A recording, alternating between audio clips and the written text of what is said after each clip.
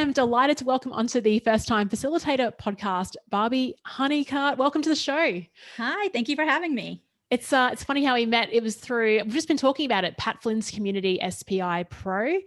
And when I saw what you did and actually how you've created a virtual conference, we'll talk about all of this as part of the show. But for our listeners that haven't got the context that I have about you, Barbi, can you please share a bit about your story and how you discovered the work that you do today? Sure. So I'm actually in higher education. That's the audience that I serve. And so I started working in higher education doing professional development workshops for professors. And so I was all about teaching them how to teach. And so, of course, I had to learn the skills of how to be an effective facilitator, how to be an effective teacher, and how to communicate that. And then, I started as an intern in what's called a teaching and learning center on our campus and worked my way all the way up to director. But then right around 2011, I got that, I don't know what you call it, that itch, that entrepreneurial itch, and said, you know what, I want to try to take the work that I do for one campus and do it across the country and do it for other campuses. And so that's when I launched my business part-time. And then in 2015 went full-time with it. So that's what I've been doing ever since. Amazing. And you got a podcast as well. It's great talking to fellow podcasters. I love your audio. Yes. So I'm a speaker. So prior to COVID, I would travel a lot and speak a lot. Now I do a lot of webinars, which I'm sure a lot of your listeners do too. And I do have a podcast called Lecturebreakers, and I'm an author and consultant. So wearing all the hats. You certainly are. I'm very impressed, and hopefully I can add author to my sort of list in the future. We'll talk about book writing as well later on, but so I love that term Lecturebreakers, and it just signals so much to me. First of all, breakers is kind of like a little bit rebellious. Like we're going to break, I feel like you break the rules. When I hear the word lecture, I hear, what it conjures up for me is what I was used to at university, which was, you'd walk in, you sit down, you were spoken to for the hour or two. And if you were to quiz me, Barbi, on what I heard, I probably couldn't tell you much. I mean, I took notes, but it didn't really sink in. So Lecturebreakers, tell us more about that concept and what you teach people when you're teaching them how to teach others. Yeah, so you hit the nail on the head with a little bit of a rebellious streak for the name. The lecture, as we know, is just such a sort of the gold standard for teaching. Unfortunately, that's the way everybody thinks that teaching is done, is when you are talking at your audience or your learners and they're magically, listening and absorbing it all and ready to spit it out on a test. But I wanted to go against that. That's just what we know about how people learn and how people, how students learn, and what we know about and what we're learning still about how the brain and the neuroscience and what we know about cognition, all of that. I just wanted to go against the lecture. And so I wanted to talk. So my podcast, that's the name of it. And so I really wanted to talk to other educators out there who were breaking up their lectures, doing really creative and innovative things in this case, the college classroom. And I wanted to talk about, what are some strategies you can go do? How can you get started in this? And that's kind of where it started. And, I've had my podcast for a year and I love it. There's so many creative, innovative faculty members and educators out there. And so I just want to share their stories. Oh, so cool. That's actually the reason why I started mine. And mine was sort of targeted towards like the corporate business side of people that run workshops and things like that. So you've got the higher education. It's a similar concept though. It's like, what are these people around the world doing? Let's capture those and share them with the world. So I love that. Like, that's like when I saw your story on SPI Pro, I'm like, Barbi and I have got to talk. Well, yeah, I think we're kindred spirits. I guess we just do the same work in different niches, and so that's great. Yeah, it's so cool. So what are some cool strategies that you've heard or things that you've tried yourself to break lectures up and make them more exciting? Well, so for your listeners, I wanted to leave some very specific things they could go try, especially if they're new, if they're first-time facilitators, of course. The same thing that I tell, professors is just not to try to change everything all at once. If you have a style in the way that you work, that's great. But if you can break it up every now and then, that's an amazing thing to do because it really helps with retention and engagement and motivation, to finish, an online course or a lecture. And so one strategy I like to use is called 3-2-1. So you literally just pause, or you can do it at the end of a lesson or a module or a webinar, anything you want, or you can do it in the middle. And I've even done it to kick it off if I had my audience do some kind of homework or pre-event work. But you literally ask them, okay, give me 3 things that you learned So they write that down or share that in some way. 2 things that you already knew or that confirmed what you already knew, which is a really good question, because if you are especially working with, adult learners or professionals in the field, they're already bringing that experience, and you want to recognize that. And then finally, 1 question that they still have. And so that can really kick off some good discussion, some good activities, and make sure you're taking the rest of your, webinar or lecture or presentation in a different direction and the place that you need to go. So it's called 3, 2, 1. Pretty simple. The best activities are the simplest. I'm actually, now usually I have a notepad and pen to write down like notes and things I want to ask more questions on, but I've written this down as something that, because I've got a call coming up in a couple of hours and I'm just going to use it. Like, it's give it a try. Thank you so much. 3, 2, 1. I love it. Yep. So the question for you is, when you are working with people like professors that have for their whole lives just done a traditional format of lecturing, Barbi comes in and like shakes up their world. Right. What do you experience? Like, do you get any pushback? Like, how do you kind of, you do. How does it go? So it's getting a little better, but yes. So one thing is in higher education, and you probably see this as well in corporate types of settings, there is a tradition and there is a way things have always been done, and you're coming in and you're pushing against that. So you have to really know your audience. I have found though, that in education, the professors that I work with, the audience, they really want to do the best job that they can.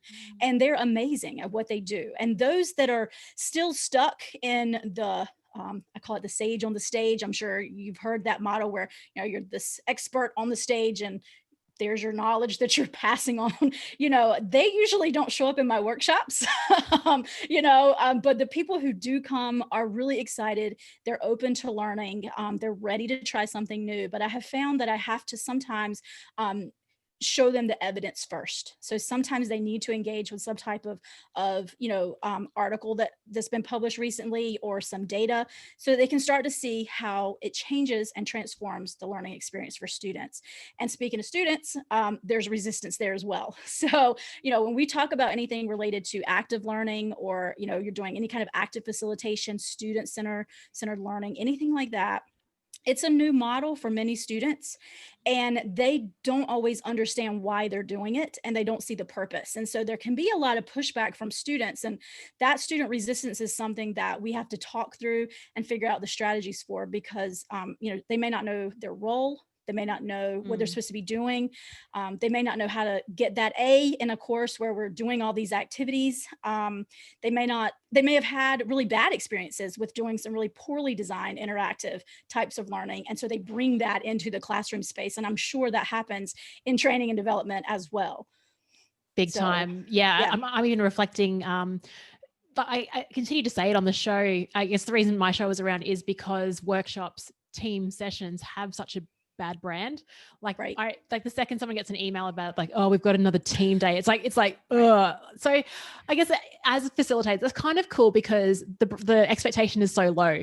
And like, I love what you said about it's just trying like 1 or 2 different things that can really have a huge impact. But I've been in situations, and this is like cross-cultural as well. I've flown to sort of Asian countries where the first thing I've done is like, right, everyone stand up, turn to each other. And there's been like, what the heck? Like, we were expecting us to come in here and just to listen for all day, but you're making us. So it's interesting that you spoke about that student side of things as well. And student, I use the word student because I'm in a classroom education space, but replace the word student with learner or participant or audience member, anything you want to replace there with the type of facilitation that you do. And you're going to find that. You're going to find that pushback and that resistance or that hesitance. I often call it hesitance, because once they know what's expected of them and what the purpose is, and they can see the value of it, they jump right in, and let's go. And that's another thing too, that I really try to do in every single workshop or webinar. I'm always trying to model or practice what it is that I'm teaching. So if I'm talking about active learning and I never do any active learning, which is where you're doing that engagement piece, what am I doing? So I always want to, like you said, do activities, get them involved, let them see the purpose, then reflect back on that. And so by modeling that for them, it puts them in the position that their students would be in as the professor, and then they get a feel for, where are they uncomfortable, what do they need to do, where do they need more support. So that is another great way to do it as well. Yeah, we have put a bit of pressure on ourselves, like the fact that I run a podcast about facilitation. Like the second I'm in a workshop, I'm like, okay, I've really got to make like, what am I doing here? That's actually not too much pressure because it's called first time facilitator, but still, yeah. And the fact that we do this for a living, yeah, we've really got to role model it. What I was curious about, you mentioned like the evidence-based side of things. I love that. And you've also touched on neuroscience as well. So that's sort of an emerging field. I think I follow David Rock's work. I didn't know that he was Australian. I heard him on a podcast. So I was like, oh, he's an Aussie living in New York, which is kind of cool. Neuroscience, what can we learn from neuroscience that will work in terms of keeping doing the active learning, getting people engaged in what we do? What have you sort of picked up from that? I'm still learning. This is a space that I'm stepping into. And so I definitely don't feel like the expert on that. I do know I'm learning more about things like retrieval practice, where you give your student or your learner the opportunity to reflect back on what they've learned and figure out how they're going to use it. And we don't do that very often. We just sort of assume that just because we covered it, they got it.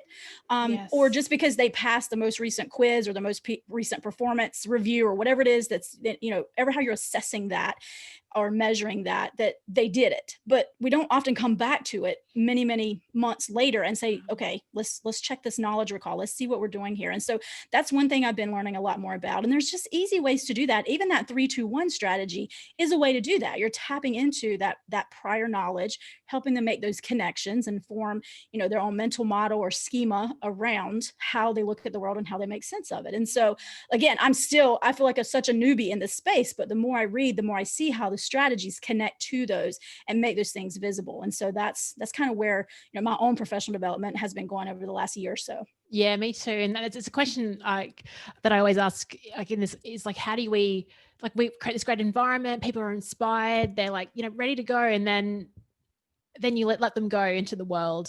And like that, I struggle with answering that question. I have strategies, but there's certain, how do you inspire that action?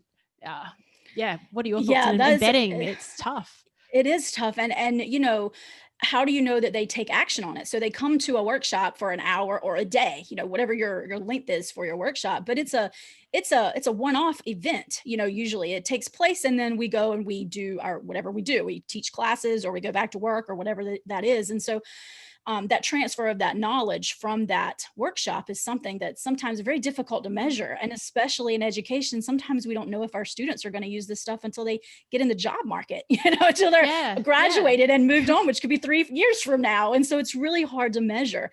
What I try to do at the end of a workshop, though, is I always try to give or inspire people to try to take action in a way that we can see it in some way.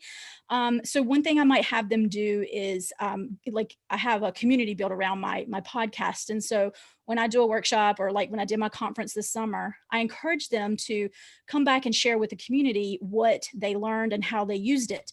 And they could earn a badge by doing that. And so, if they could reflect on, this is what I learned in the conference, this is how I changed my course, and this is what I did and how it worked. I'm like, great, let's give you a badge for that. And then I've been inviting those guests, participants to come on my podcast as a guest.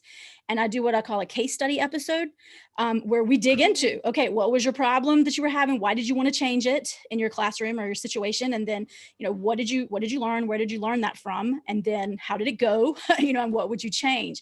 And those I've just sprinkled those into my podcast. Awesome. Yeah, that's a great way, I think, to those who are really motivated to say, yes, I want to share my story. And I was so successful at this. And I want to talk about how I did it. That's become really popular, I think. And it's a great way for me to see what kind of impact that event has had. I love that. I love that format. It's and I keep sort of saying it when I started this podcast, everyone's like, first time facilitator, Leanne, you won't get over 50 episodes. And I think I'm like close to 150 now. And there's just new ideas. Yeah. And like Barbi, that's a new idea that I hadn't heard before. Plus it's like a cool format idea for the podcast. It's something maybe to try later on. I love that. Yeah, and a great way to inspire your audience and your learners to be involved and to help advance the knowledge, because they are so creative. When when they come on the show, I'm just like, oh, I didn't even think about that. That's an amazing idea. And if you don't have a podcast, but you have some kind of community, inviting them to write a guest blog post in the same type of format, that's a case study, or to do a Q&A session for 15 minutes with you that you can then share with others, anything like that, where they can you're kind of elevating their success, and you're seeing how they've used it before, and then, sharing it with others, which is what we all want to do. Oh my gosh, so clever. Like you do things like, just get on a LinkedIn Live with them and chat to them, and Sure. video podcast. You could interview them, put on a podcast. Yeah. Yep. So for me, it's been the podcast platform. That's the space that I've been playing in. Yeah. And then I have a Facebook group with them, and some people will, write something. They write something, for their college or university, and they share it with everybody and say, here's what I learned, And so that's been amazing. Any kind of success stories, anything that just kind of makes that change that they had visible.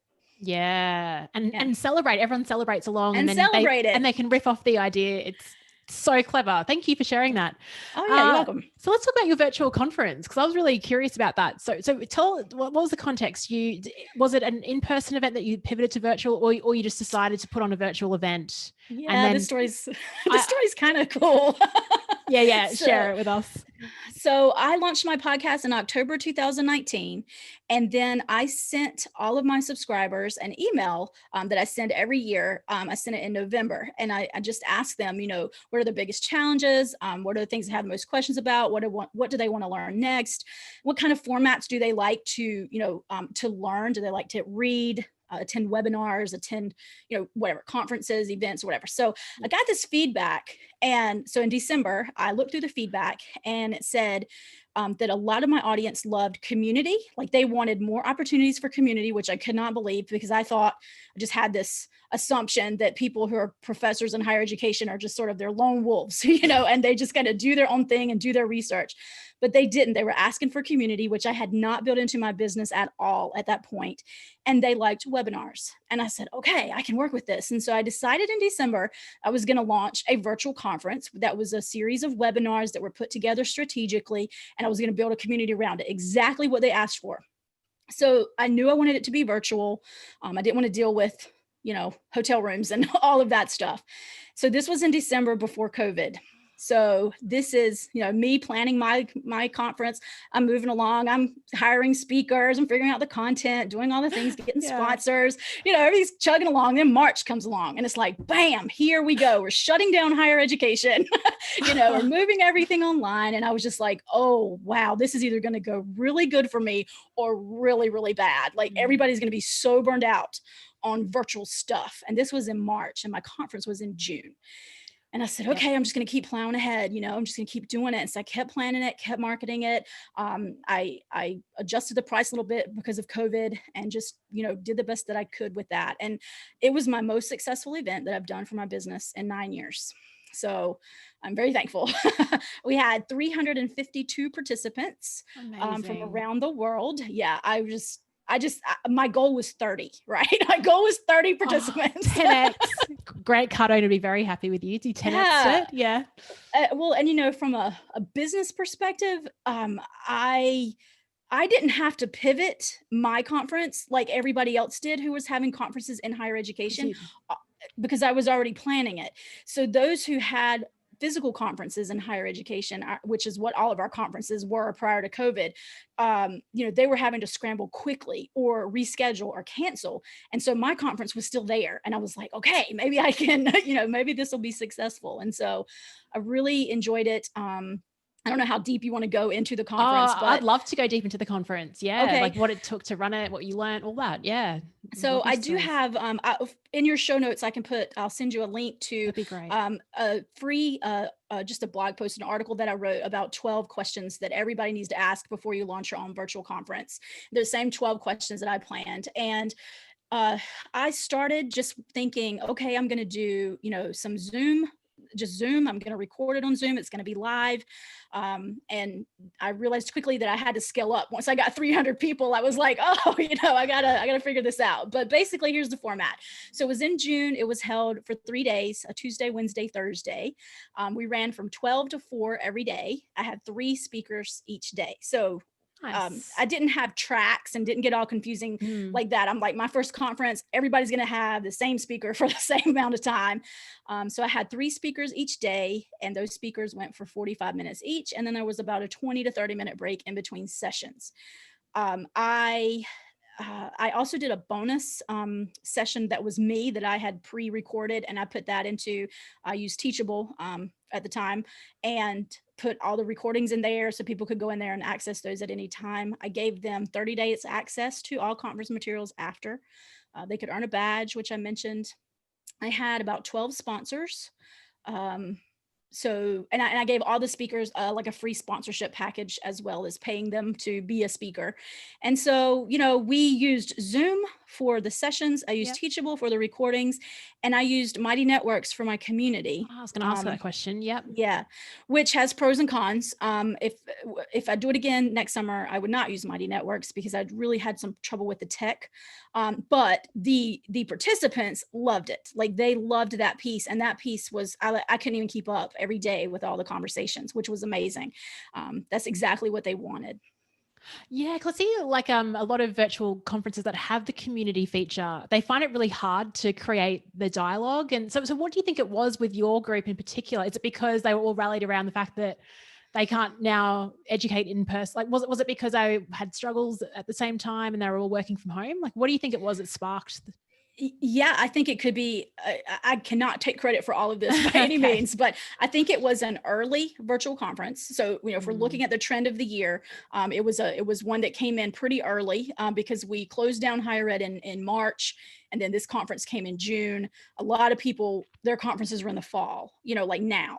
And so I think being kind of an early bird in that space, at least in my niche, worked to my advantage. But the other thing too is educators are just very engaging and very excited about what they do. And this type of conference format, I think, you know, I had a lot of chat. The chat was on fire every day.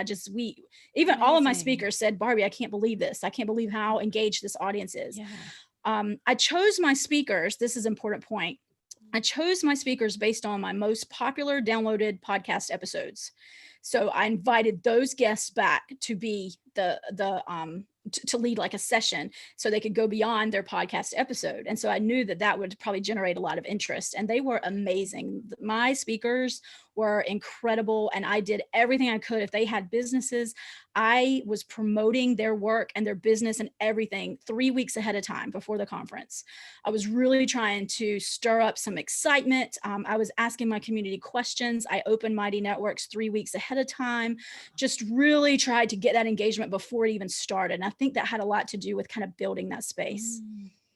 Yeah, I love that you opened the community 3 weeks early to build that momentum. Did you have any help doing this, or was it you just doing like all the emails and like, really? Wow. That was just me. I did not know what I was getting myself into at the time. Like, well, I was just like, I'm doing it. And if you got like 30 people, you could easily do that. But you're like, 300. Oh my gosh, I love that. It just shows how I'm so excited. Like this.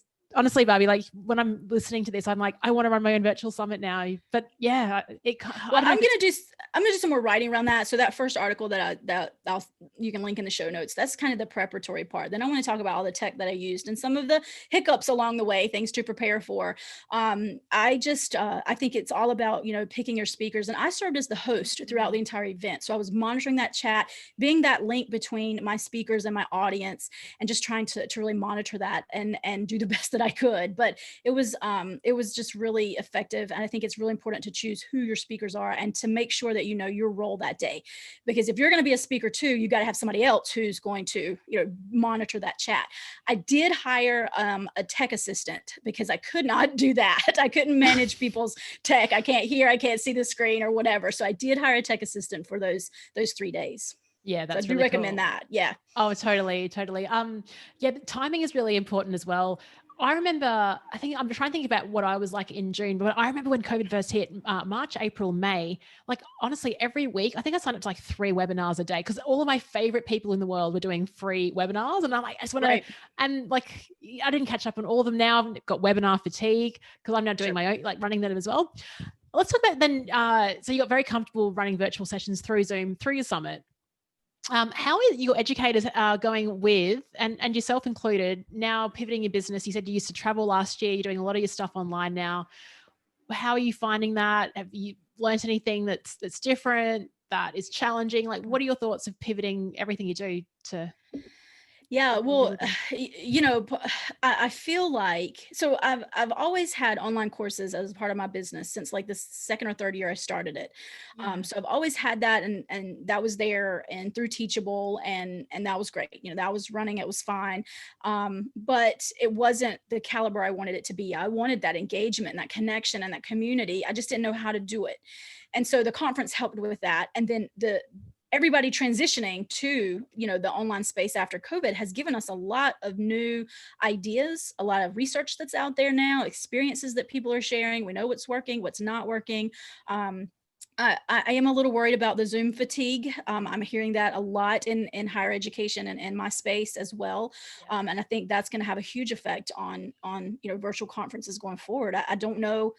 You know, it's going to be really interesting. I don't know. Higher ed is traditionally this very face-to-face type of environment, and now the whole industry, the whole profession has pivoted, and I don't know if there's going to be this weird, that's not weird, this backlash or this need to get back in person and get back to the in-person conferences and get back to the in-person classroom.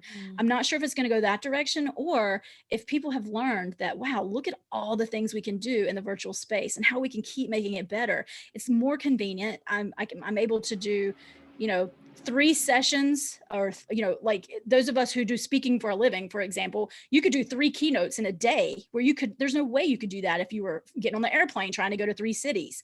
And so it's going to be really interesting to see which way this falls. And I'm not sure yet. I think I still like the combination of the in-person and the online. I really like the online space, but I want to learn more about it and how to keep it engaging.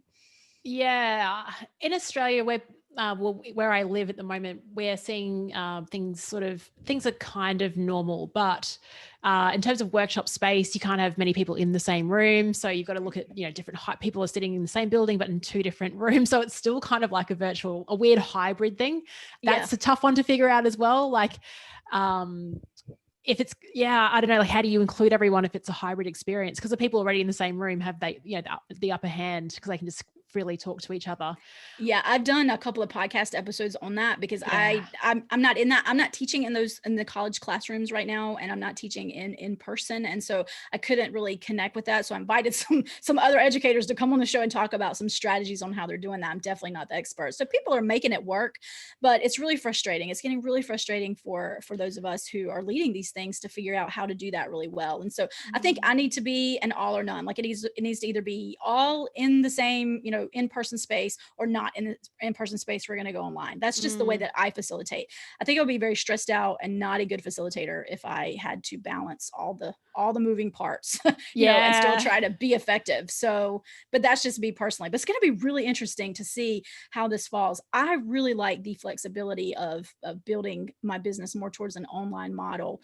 And you know, but I love to speak and facilitate in person. So I don't know if I can let that go. Just got to wait till after things settle down. Yeah. The question is when. It's right. Yeah. But like, so as I talk to you, you talk about you've been in business for 9 years. You've run the virtual summit. You've got a book out. You're a keynote speaker. You're doing a lot of different things. I'm 18 months into this, and I'm looking at you going, I want to do what Barbi's doing. Like, so cool that you're doing everything. How do you personally manage your own professional development? So being great at the work that you teach, and also the business side of things, and just like living life. Like, how do you incorporate, like, because you're doing an awful lot. Like, how do you manage your time? That's probably the key question. Yeah. Well, you know, I did not do it all at once. I started in 2011. I was working full time on a university campus, you know, doing my thing there, and decided I wanted to try to just, you know, see if I could do some kind of speaking and facilitation beyond that one campus. And so, you know, I put up a little website, wrote a little blog post, little article about who I am, that kind of thing, and said, here's the things I speak on. The first thing that I did outside of my own business was I wrote a guest blog post. And that blog post was it was for an organization that already had a mailing list of, you know, 200,000 subscribers. Wow. And so they picked it up, and they said, you know, I had reached out to them and said, can I, you know, do you accept this kind of article? And they're like, absolutely. And that started it. So from that launched my business. That one blog launched my business. And from that, I got an invitation to do a keynote session for a campus in Indiana, and there were 300 faculty in attendance. It was a huge event for my first, first one. But I loved it, and I was like, oh, this is what I want to do. And that was the first time I had been on an airplane. It's the first time. I mean, it was a whole lot of firsts going on right there. And so since then, that was in 2011. So since then, I've been all over everywhere. But that's how it started. It was with that one blog post, connecting with a organization larger than mine, and that gave me the exposure. And from that, I mean, 2 years later, I was invited to do a paid conference keynote for the organization that I wrote that blog post for, a series of courses. They're the ones who published my book. Like, it just became, I owe that. I mean, I took that opportunity, but I owe that platform for helping me launch that business. But it did not start with all the things. It started with a blog post. And from there, I did a lot of speaking as I could, and then moved into, let's see, what did I do after that? I guess that's when I really started doing a lot of writing books. And then from there, moved into the online courses. And the most recent thing I've done is the podcast and the conference. So, we're talking about 9 years, of spreading all that out. Yeah, it's interesting where people start, because I've started, the podcast was what I started when I was working internally. And then now moving into online courses. So it was sort of going the other way.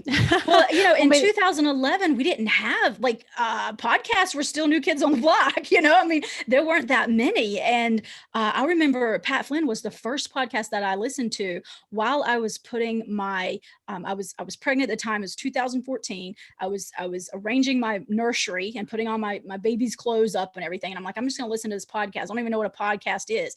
Hooked me right there. And that did it. And within 10, 11 months, I was launching my business full-time, left my full-time job to do my business. I did not know about podcasts until 2014. I think if I were doing it now, I would start with podcasting over blogging. I think podcast is a much more powerful platform.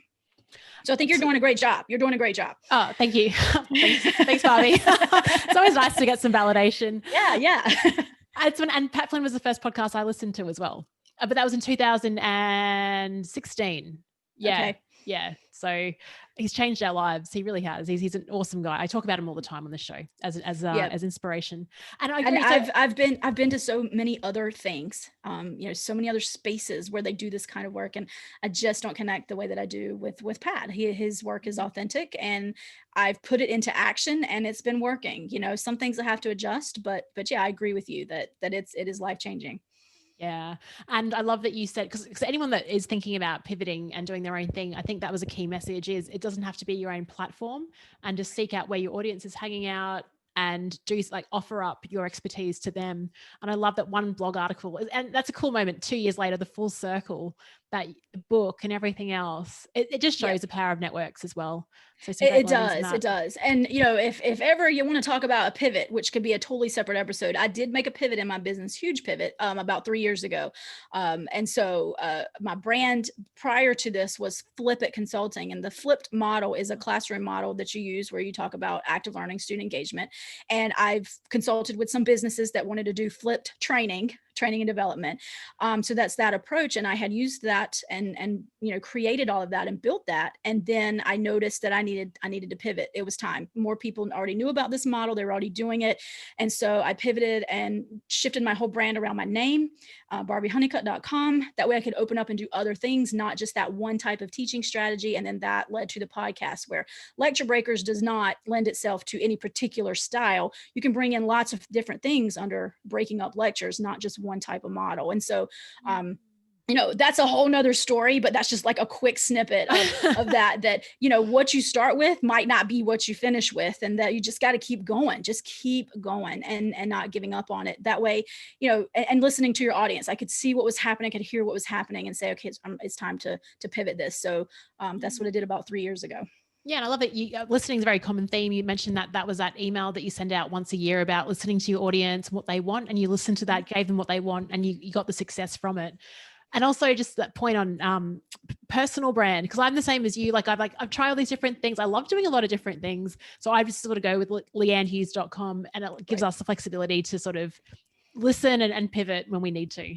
Right. And within that, I still have Flip It Consulting within the BarbiHoneycutt.com brand. Love it. And I still have people asking me to come and do workshops about that, but that's not the main thing that I do. And so, so just a piece of advice there for listeners who might not really know where to start. Just, pick something and run with it. Love that. Just talking to you, Barbi, you're a really succinct and clear communicator. Like you're very good at it. You sound very confident.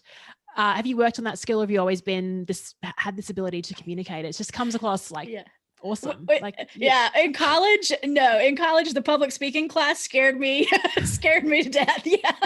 But no, I appreciate that. Thank you. Let's see, I really have honed my speaking skills just by doing these workshops and starting, on the campus at the time that I was working with and doing workshops for educators and faculty and professors, and just kind of kept practicing. And I would watch speakers, online. You can watch TED Talks, you can watch whatever, but I'd also really pay attention to that when I go to conferences or, observe teachers in classrooms. And I'm like, oh, this is amazing. How are they doing that? Walking around the room, they're not even lecturing at the group, what's happening here? And that really opened the door for me to kind of learn, from the pros, from the masters out there. I will say the first time I remember it as clear as day, the first time that I was introduced to this idea that to be a presenter or facilitator, you don't have to stand on this stage behind this microphone. It was the first day of graduate school when I was a master's student, my very first day. And we had this big orientation for, welcome to graduate school. Here's all the things that you need to know. There was one session in there about teaching, being a TA, a teaching assistant. And I was going to be a teaching assistant, so I needed to learn how to do this. And there were two facilitators at the time, Rich Felder and Rebecca Brent, and they immediately engaged us from the start. This room had 400 people in it, and I felt like I knew half of them because of so much that we did together. And that was the first time that I'd ever seen somebody facilitate something like that. And they are my mentors and have been on my podcast now. So we have kept this relationship going, and I learn from them so much all the time. So I guess just watching others, and when it hits you like, oh, this is the kind of thing I want to do. And so that was the moment. And so since then, I've just tried to facilitate, as much as I can, get as many opportunities to co-facilitate early on, and just kind of hone my style and kind of go from there. So I don't know if that helps anybody, but I have not taken any kind of formal class or anything like that. I could probably benefit from that.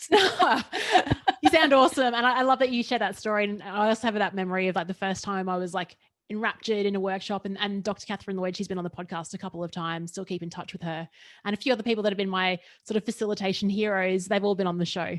So it's nice that we can sort of share that with the world and that memory. Yes. I know, I think it's so nice, like that full circle, and then hopefully that inspires other people, right? It's just amazing. So is there anything else that you'd like to share with our listeners on facilitation, on business growth? I mean, we've covered so many topics, virtual summits. Wow. I don't think so. I think we did cover a lot of topics. I guess my biggest thing is just, just to try not to change everything you do all at once. And, while you and I both have learned from our mentors or other facilitators out there, we still craft our own style and integrate it into the way that we work. So you're not trying to copy someone else and be, someone else. And so I guess that would be my biggest thing. If you're going to break up your training or break up your presentation or your lectures, depending on what you do, take a piece of that and try to change or tweak it, and then see how it goes, see how it feels. And, some of the things that I do might not work for some of your listeners, for example, and some of the things they do might not work, and so, work for me. And so I guess that's just what I'm saying, is just to try to start small, and not change everything all at once, and just start to slowly integrate these little things into the way you facilitate any training or do any speaking, and then see, how that feels to you. Yeah, I love that. And if you are listening to the show, what I'd love to do, pause this episode right now, 3, 2, 1. So what are 3 things that you've learned from, so is it 3 things, what are 3 things you've learned from Barbi in this conversation? What were two things you already knew? And what was number one? And one question that you still... One question you still have. And take that question and post it to, you know, like if you have comments, Leanne, in somewhere where you post your podcast, or if you have Facebook group or whatever, you post that question in there, because it'd be kind of cool to see what people are asking. And that could be future podcast episodes, you know? Yeah. Oh, definitely. You're so clever with that. Yeah. Picking up, listening, getting the question and communicating it back. Barbi, where can people find you if they'd love to know more, or throw that one question back at you? Oh, yeah. So you can learn more at barbihoneycutt.com, which is BARBI honeycutt.com. And then also, if you want to listen to the podcast, it is geared towards professors, higher education, college teaching. But a lot of these strategies, like the one I just shared, 3-2-1, go for any environment. So you can listen in there and pick up on some of those. And so that is lecturebreakers.com, and it's available on all podcast platforms. Amazing. Barbi, it's been wonderful to connect with you, hear your story, your business tips, virtual summit, all of that, and just ways of making what we do more engaging. So thank you so much for being on the show. Thank you for having me.